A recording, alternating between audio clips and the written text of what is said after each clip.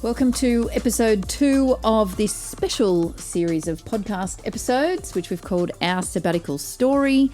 And we are here, we've paused our usual production, paused our usual programming to bring you this special series of podcast episodes on our recent sabbatical. My name's Rachel, this is my husband Luke, and we have been on our first ever sabbatical this year. Yes. 2023. After 10 years of continuous service. Well, I mean, 10 years of continuous service as senior pastors, but what we realised kind of mid-sabbatical was, well, for us together, kind of 25 years of continuous service in the one church. But we'll get to that later. So if you missed the first episode, we just kind of unpacked the reason why we took a sabbatical, some of the biblical stuff about sabbaticals, some of the theology around ministers taking sabbaticals, and then what our personal reasons were. And we also talked about how where we received influence, about how to, about the length of time for a sabbatical and how to structure the sabbatical. And so from now on, we're just going to kind of go through our experiences. I don't know about you, but I would like the opportunity to share some of the stories of some of the amazing things that happened in a bit more detail. Well, yes, I've kind of come prepared for that because I haven't got as great recall to detail as you. And where I don't recall the detail, I tend to just make it up on the spot. I am actually very surprised that you've got things like printed out on actual paper. Well, this is basically my sabbatical journal Right. here. So all the notes that I took during the sabbatical, things that I felt God was speaking to me about, some of my own personal reflections, some quotes from books that I've read. So it's a bit of a mismatch, hodgepodge, patchwork, scrapbook. Oh, How's you laugh? sorry, of all of the experiences. Here's my on the second reason sabbatical. why I'm impressed by you, because you've got it all in one place. And in typical Rachel fashion, I've got some notes written on my phone. I've got some notes written in this. This is like my sabbatical journal, which is like double-sided. I've got There's one not kind line of pages, though. I've It's got dot one vein of pages. thought on one side and then another vein of thought on the other side. Then I've got my notes here that I've written down about how to structure these episodes. And then I've got my 2023 journal here on my your MacBook. computer. Yep, so I've got all bases covered. If you hear rustling sounds and whatever, it's just me trying to find something. There's no rustling over here. Yeah. I'm ready to go. Good on you. You're better than me. So we're going to talk about the first 2 weeks of the sabbatical. And as a setup, we the first 2 weeks of the sabbatical were actually just booked in for us as a family holiday before we even planned the sabbatical. And so as you can go back and listen, we structured the rest of the time around the fact that we'd already taken this period of leave. And for these first 2 weeks, we had booked and planned to go to one of our favourite places in the world, Hawk's Nest. Hawk's Nest. Hawk's Nest, New South Wales, Australia. I mean, For our just international listeners. give the listeners a bit of romantic inspiration about why Hawk's Nest is such a beautiful place that we Mains love to holiday at. We love to holiday there, particularly in winter. Yes, we do. That's a big part of it, I think, because it's a quite sleepy town anyway. Actually, Retirement town. One of the statistics about Hawk's Nest is it's actually the oldest postcode in Australia. So as in the median age is the oldest in the entire country. So and you see it when you go to the cafes. So that's great. And so actually when we went to Hawk's Nest this year, I was keen to continue my fitness rhythms and routines. And I like to do like high intensity workouts and training. You could spend a whole podcast episode talking about that. I could do a whole series on that. No. So I wanted to do. So I joined temporarily, like a temporary membership of a CrossFit gym in Hawk's Nest. I can't remember what it's called now. Actually, it was in Tea Gardens, which is across the river from Hawk's Nest. Anyway, but the funny thing was, like I was the youngest. I'm 43, and I was the youngest person there by at least 2 or 3 decades. Oh. And is that true, or is that a Luke Main exaggeration? No, there was another guy there that was a similar age to me, but still about 10 years older. Anyway, why do we love it? That's one of the reasons we love it, because it is just so chilled, relaxed. Nobody's in a hurry. Everyone there has already done all their hard work. They're in a phase of life where they're just relaxed, and they're just happy to have a slow coffee and a slow chat.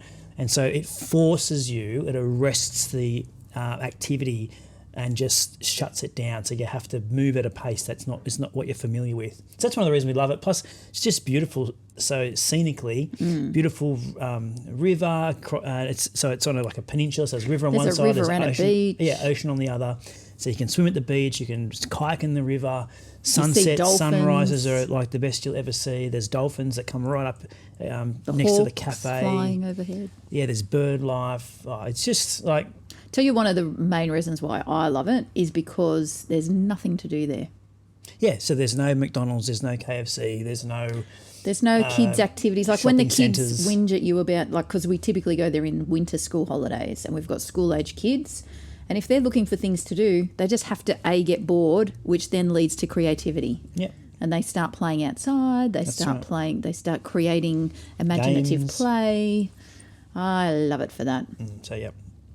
So that's why we were there. But the reason that we were there for the first week was actually just a wider family celebration for my family. So my dad was turning 70 and I'm the eldest of 6 kids. And so we had months prior to ever even thinking about the sabbatical, like by a miracle of heaven itself, gotten the whole family, all the siblings and their partners and kids, to take a week off work at the same time and book houses at Hawk's Nest so that we could spend a week together for my dad's birthday. And so, like, I've kind of journaled about how the period leading up to the sabbatical was actually quite intense because... For you?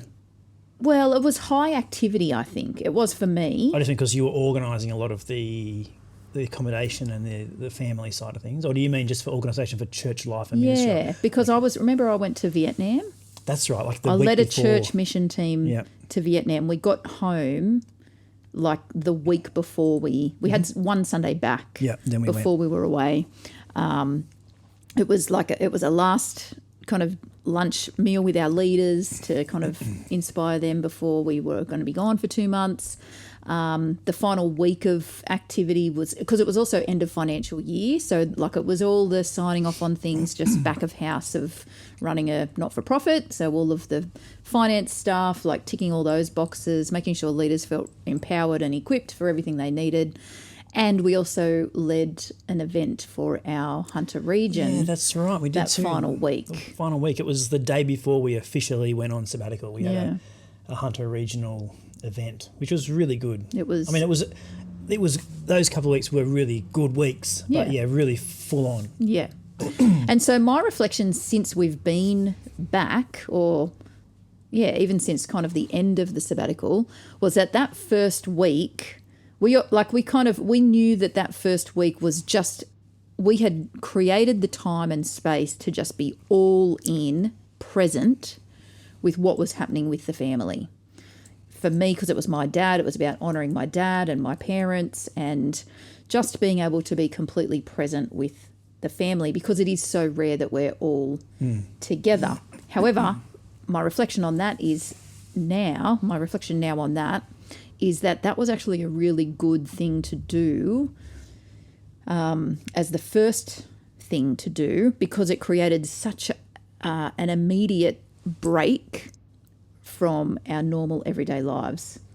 Because first of all, we're in a different place.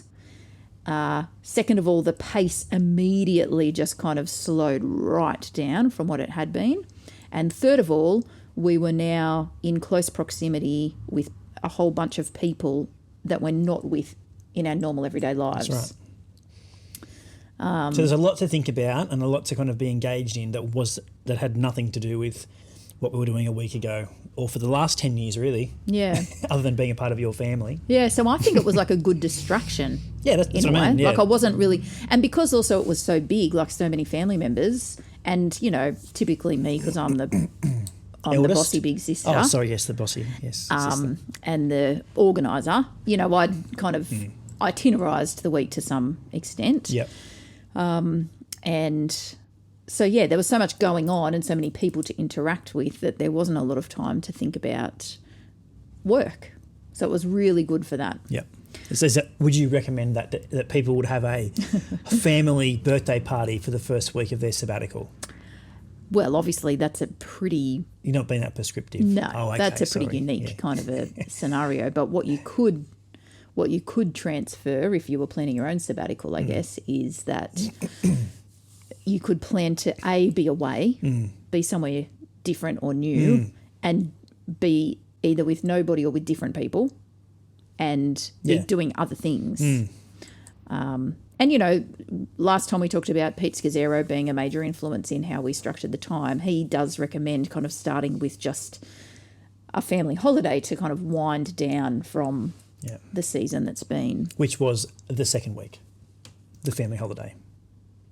Yeah, well, I would call it the first 2 weeks. But the nuclear family. That's right. Yeah, because we were with the whole wider bully family, which is your they're not side. mean. That's literally... That's their name. My maiden name. Yep. Mr. and Mrs. Bully. Yeah, my dad was a school principal and he was Mr. Bully, which is a fun little joke. Hilarious. So that was the first week, and yeah, that was great. But then we get to the second week, so that was like a Saturday to Saturday. Yep, keeping up everybody. We're at week 2 now. The Saturday that the rest of the family left, we had planned to stay. So we're still at Hawk's Nest for another week. And also our eldest daughter went home because she's 18 and she had work that week back at home. She's got to make the dollars. And so that was a very sudden kind of another change. Very quiet. It went from 40 people to 5, sorry. It wasn't 40 people, but it was a lot of people. Yeah. And a lot of kids that are younger than our kids. A lot of activity, a lot of busyness. Slowed things down even further. That's right. So, I mean, what's interesting about... we're just going to go right to it, aren't we? We're just going to share with people what we think will be helpful. So now we know that was the Saturday. Everybody kind of went home by midday. Sunday we didn't do much. We just kind of revelled in that, it's a Sunday and we're not at church. That's unusual in our lives. And then Monday you and I decided to go out on our own just for an evening. For dinner? Yeah. Together. Not necessarily a romantic dinner. Just a nice dinner. I think it was just a pre-dinner, actually. It was a pre-dinner. Pre-dinner nibble. Yeah. Before, yeah. And so we left the kids at home and... I mean, there's no two ways of saying it. And then what happened was we got out and we were like, isn't this nice to be out? And it's like, this sabbatical's awesome. Like, it's going to be so good.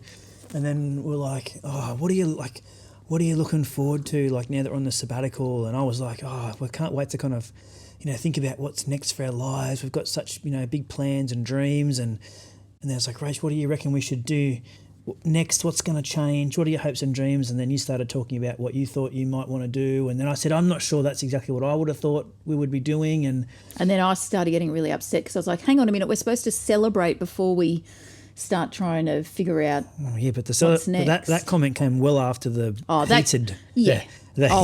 We were well into like tears. The boxing gloves were on. No, it wasn't boxing gloves. It was more like... What was it? How would you describe that I don't know. conversation? It was passionate. We were reveling in the passion, weren't we? We were swimming in it. We were so passionate. It was too passionate. I was sad. You got sad. But I was probably angry. I probably had angry tears because the conversation was not going the way that I anticipated. Nor was it going the way I anticipated it. We were both having a conversation we didn't want to be in, and we were making sure that we weren't ever going to get out of it by the way that we were carrying on. Yeah. But like, it was all good things. Like, we all want, like, it was all about, our dreams and hopes and plans and vision for the future, wasn't it? It wasn't like it was bad. What we won't accept when things change, and how they'll change. And anyway. I mean, I think I've tried to put it out of my mind. So I've got a version in my mind that I can live with of my memory of it, and I'm sure you would have your own version. I think the point that we want to share with people, by letting you see behind the curtain there, is that it wasn't a very unpleasant experience. And for me, I guess it felt like we just were not on the same page, and so now it was going to be impossible for us to get onto the same page for the whole sabbatical. It felt like we were just at the beginning of this experience that we'd worked so hard for, we'd planned for 6 months. We'd made sacrifices really to be able to... And other people had made sacrifices. Yeah, a lot of people had made sacrifices on our behalf for us to be able to be there and enjoy this time, and this was not enjoyable. And so fatalistic me was like, well, that's it. That's the end of the sabbatical. I've just got to endure the rest of it now and come back and just... In that moment, that's how I felt. And in that moment, it felt to me like it was unredeemable, which is it's a good thing to reflect on, really, because any time that I use the word unredeemable, I immediately think of God, the Redeemer, and it challenges me every time. Every time I'm tempted to think about something in my own life or think about a person even as unredeemable or too far gone, I just can't help but be reminded that I serve the God who is the ultimate Redeemer and who can make all things new. There's no person who is beyond the reach of God's long arm of redemption. No matter how far out, far away, or how far wrong you might feel, you're within his reach, which is what happened to us, thankfully. Well, I don't mind sharing that we went to bed on our wrath that night. We went to bed upset. Do not let your head the sun go down on your wrath. Anger. Isn't it funny that I used the word wrath then? My broth was bubbling. Simmering away. I probably raged about you waking me up early the next morning to go to your stupid CrossFit with your old people too. Oh, don't have a go at them. They're good. They're good. There's a good group out there. So that was Monday night Gardens CrossFit of the second week. Shout out. Tuesday. This is a cool story that I want to share because I was still raging at you, and it was Tuesday afternoon. I can't remember what you were doing. You were down on the pier. I think you were fishing, and the kids were at the park, and I was just sitting beside the park, and I got all self-righteous and started thinking, well, if you've got nothing encouraging to say to me, like if you refuse to celebrate, then I'm just going to do what David did and encourage myself. And it was something that I'd wanted to do anyway. Now that the big whole family was gone and I could really sink my thinking into this time that we have to be in God's presence and to hear from God, one of my little ideas going into the sabbatical was that I wanted to take the time to write down all of the encouraging words or scriptures that people had shared with me, like people that I trust, peers, mentors, prophetic encouragement that I'd received in the period of time that I could remember leading up to the sabbatical. And so I kind of did that with a bad attitude. I'm happy to admit that. Bit spiteful. And I started to write down some things and shout out to my friend Darlene Check, Pastor Darlene Check. It was while I was writing down, I was literally writing out from the Bible a verse that she'd shared with me a few weeks prior to that she texted me and said, hey, just driving past your church in Cessnock and thought of you, thinking about you and praying for you or something like that. And it was like, that was probably the first thing that happened, or the most memorable first thing that happened in the sabbatical, that I just felt like, wow, God loves me and he really cares about how I feel, even if my attitude's not right. And I tried to share it with you in a gracious way. No, I liked that story when you shared it with me. Did you? Yeah, I thought that's definitely a God thing. Yeah. There's no doubt about that. I think, like you said something before there, you said, we haven't celebrated, going back into that story, but what we probably haven't mentioned is that in terms of the format of sabbatical or the elements of sabbatical that are important, one of them is the element of celebration, or some other theologians and writers on sabbatical call it the element of feasting, which is the enjoyment of the harvest that's been before. And so it's important to stop and enjoy where you've been, celebrate where you've come from and the work that's gone into whatever you're leading, to bring you to the place that you're at. And so that was something that we hadn't done. The first thing we should have done was celebrate, but the first thing we did was start to plan the harvest for the post sabbatical season, which is wrong.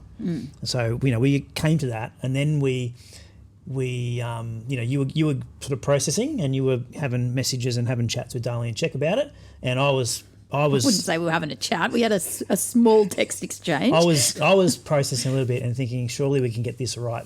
And I think you might have mentioned it to me, to be honest. Like, you're the one who came and said, look, we probably did this around the wrong way. Let's start with celebration. Well, I mean, I think it helped me just taking the time to do that. It helped me see, and I think it was God that showed me, that we had straight away defaulted to what is yours and my default setting, which is both a strength and a weakness. So we're very much both what's your next step kind of people. Like, we've got this saying in our church, everybody has a next step, what's yours? And so we're always thinking about what's next. And that was the purpose of the sabbatical, to be thinking about the next 7-year period and hearing from God about it. We'd been advised about having to celebrate first and pause long enough to celebrate before looking forward, but we're just not very good at it. And so within kind of 24 hours, I could see, oh, wow, that was a bit of a shocker. We've done what we typically do, which is not take any time to pause and celebrate and just start trying to solve all these problems or try and map out a plan for the next however many steps. Yeah. And it was in the celebrating, because what was a revelation to me, and maybe to others who come to a extended break like this, was the real power in reflecting on the good things that God has done over such a long period of time with the person who you're working with the closest. And so that for us, so we rescheduled. We said, let's do another dinner. It might have been the next night, or maybe the night I think it was the that. Thursday night. So it was a couple of nights later. We did it. We went, let's try that again. Let's do pre-dinner. Do pre-dinner nibbles. Oh, what do you want to say? It's just going to... No. I just want to honour you. Oh, sorry. Keep for going. Being the one. Start again. Sorry. And go. Everybody who's listening out there, the whole wide world, record this now because Luke really cares. I want to honour you for being the one to come to me, and I felt, I actually felt you did this very lovingly and graciously. It was like you invited me out. I think you did actually invite me out for a date night. You said, let's go out and have a celebration dinner. That's right. Let's just go out and celebrate. And let's leave the kids at home. Yeah. And you had prepared. I had prepared, yes. You had done the work. Yes. And I just was so grateful for it. I felt very loved by it. Yeah. Because you had done the work to prepare some stimulus. Well, now that I think about it, I remember that you asked ChatGPT to help you. Mm-hmm. Correct. Come up with some stimulus questions to help spark conversation. Yes. That's right. To celebrate. The celebration. So would you like to share some of those with us now? Because I can't remember exactly what they were. They might be helpful for others. That's right. And you might not have to use ChatGPT. I've done all the work for you. And speaking, harking back to unredeemable, it was just seeing God in it so much that I felt like we got a do-over. We kind of got a do-over for the start of the sabbatical to start right, the way that we knew that we were supposed to. And in our own strength or weakness, we went our own way, and that failed, as typically happens when humans go their own way. And God, in his redeeming power and goodness, gave us a second chance to start again. Yeah. All right. So let me just pose these questions. So if you are, whatever you're leading, wherever you're at, if you were to take an extended break after a season of leadership, maybe these questions could spark some celebrations for you.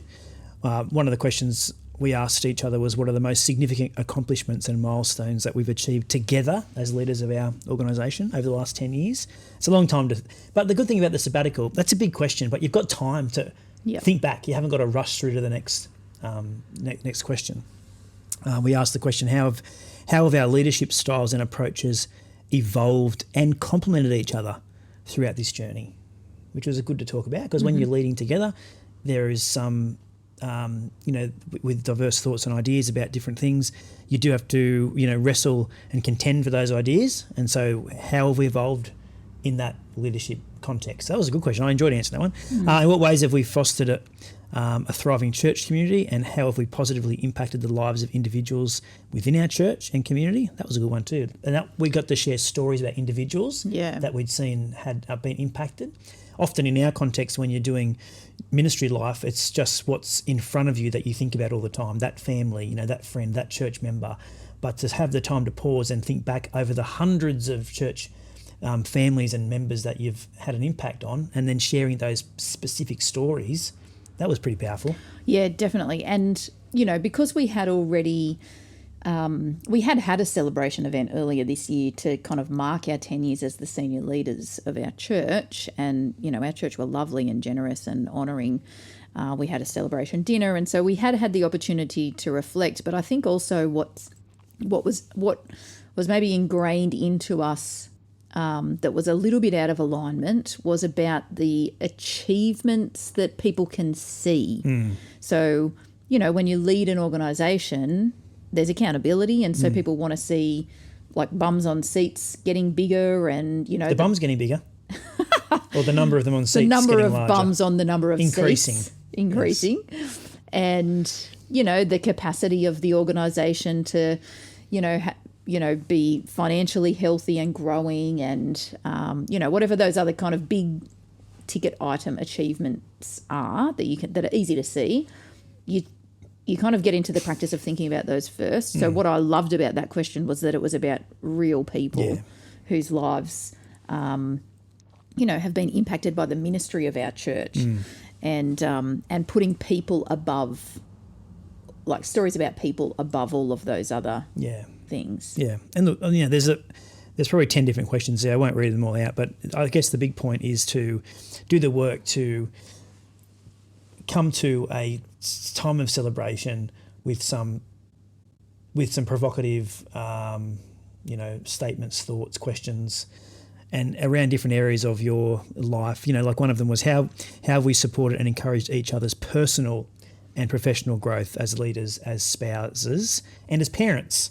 Because a big part of celebrating is, if you have a family, is celebrating your marriage. If it's still together after many years, that's a massive celebration. That should really be a big deal in a sabbatical especially celebration. If you're in ministry and leading together. Yeah, same with children. Work. Like if you have children that are at home and they're doing well, and you're in healthy relationships with them, that's something you should absolutely be taking as much time as you need to celebrate.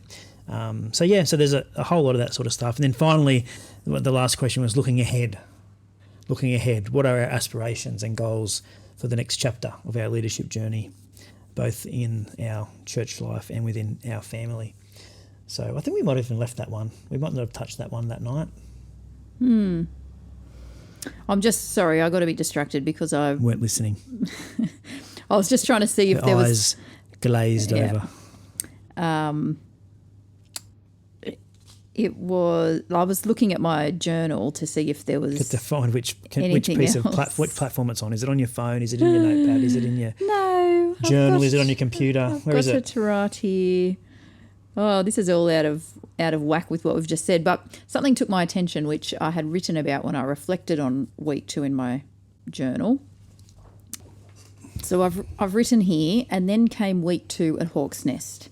The extended family went home, Zara went home, and we were left with that weird, awkward feeling we've had a couple of times now, which is of us being on a family holiday with 5 people instead of 6. I'm so grateful that we've had so many holiday experiences over the past 10 years that we have been a family of 6, because our youngest is 10, so it's been 10 years where we've been a family of 6. I am more and more aware of how much I will cherish those memories, and how our family holidays will now continue to change and evolve over time. Those 10 years of being our nuclear 6 have been an absolute blessing and gift. I'm just going to run with a train of thought here for a minute. I've put the date in brackets because I'm obviously thinking about this afterwards. I'm thinking about those 10 years as our nuclear 6 and how they coincide with our 10 years of serving in the senior leadership role of our Cessnock Church. But also it's probably around that long that I have referred to our home as main mansion. I guess I'm saying I consider those the main mansion years, and just wanted to put in writing that the reason I named our McKellar Street home main mansion all those years ago, that's our old house we used to live in, was to help my heart to remain content and trust God in a season where our home felt like anything but a mansion. It would have been after Violet was born and we had converted our garage into a bedroom for Luke and I and the baby in our tiny 3-bedroom, 1-bathroom home. I was choosing to see that home as a blessing since we were still buyers rather than renters, despite the fact that it felt so insufficient for our family's present needs. Main mansion was a state of mind, not a prideful statement about our financial position. Yeah. It was a reminder that God was good and had blessed us, and that we would be a family who continued to serve God over our material comfort. Fast forward a few years, and we couldn't believe God's blessing when we were able to move to a new mansion, which Luke's nan actually described as a mansion when she saw it for the first time, because it was so big. It's a big part of our family story and a huge miracle which I still marvel at today. While we were at Hawk's Nest in that first week and communicating with the family who was staying at the other houses in the same complex and around the corner, like with the whole extended family, I naturally began to refer to our house at Hawk's Nest as the temporary main mansion, since it has become such an accepted part of our vernacular for those close to us. Reflecting above about our 10 years as main mansion and accepting that this will inevitably change over the coming years and decades makes me think about mine and Luke's desire a little while ago to kind of create that as a family emblem, if you like. But yeah, it was just a thought that I had about celebrating. It's another way to celebrate rather than just celebrating, and you were referring to this before, about making sure that you celebrate your marriage and you celebrate your family, because the achievements and the impact and the significance of your ministry is all important to celebrate. Yeah. But family comes first, and family pays a big price to be able to empower ministry.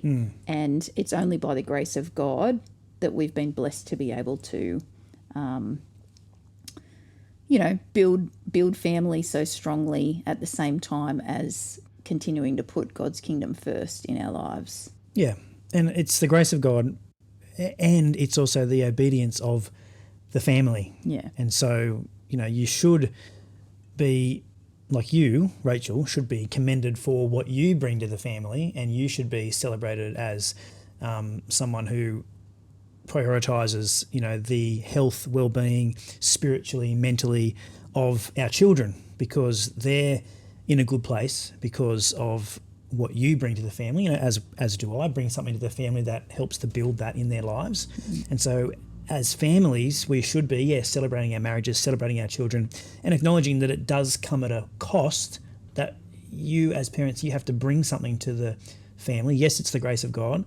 It's only by his grace that A, we're saved, B, that we have existence and life and flourishing.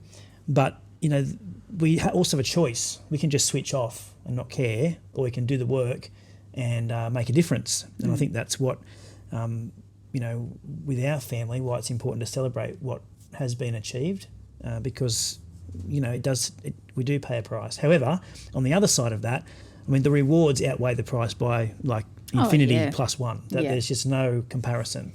And so, yes, it's hard work, but there's no better work to do than to build healthy families, and there's no greater reward than to enjoy a healthy family. Yeah. And then to be able to celebrate that for the last 10 years, the last decade of serving in ministry and serving with a wonderful family, why wouldn't you spend an extended period of time celebrating that? And also too, we did, taking our kids on the journey of this sabbatical, particularly in those first couple of weeks, and particularly that second week, we were really able to celebrate them. Yeah. Because we were just all together there for that second week. Zara, our eldest, sort of came back in later, but we did take a bit of time as well to intentionally speak into their lives. How grateful we were to them as well for what they brought over the last 10 years. So as we wrap up, I guess, what I'm kind of feeling is the major theme of this first 2 weeks that we're reflecting on here today is celebration, doing the work, and it is kind of in a way doing the work to slow down, remove distractions, put yourself in an environment where you're going to be inspired to celebrate God's goodness and celebrate your family, and also what I would want people to hear from, this little chat is that, it doesn't matter if it starts with a major falter, we're happy to admit we made a big mistake at the beginning. It's not a huge mistake, but it was just, at the time, it felt pretty epic. Just fell into old habits. Yeah. And God, by his grace and mercy, redeemed it. And it's set, after that, post that redo, it just set the tone for the whole rest of the sabbatical, which we'll talk about next time. That's right. I just realised that I've got headings for the different weeks here. Look, did you know that I had those? No. Because you could nearly reuse those to label the episodes. Oh, there you go. Well, we might do that. We might not. Who knows? And we've also got other notes here. We might even add those notes into the episode notes later. Well, you can wrap it up now. I feel like I just wrapped it up and you just started it again. All right. Well, thanks for joining us once again. And episode 2. See you next time. Bye.